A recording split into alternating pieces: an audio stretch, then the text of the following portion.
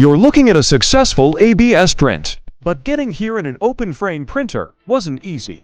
Let's talk about the challenges. ABS is notorious for warping.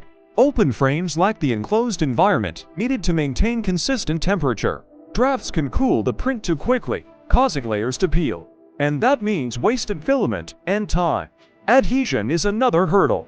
ABS needs a good hotbed to stick properly. In an open frame, temperature fluctuations are more pronounced, making bed adhesion unpredictable. The ambient temperature isn't the only factor. Air currents from the printer's own fan can disrupt the printing process, leading to uneven layers and warping.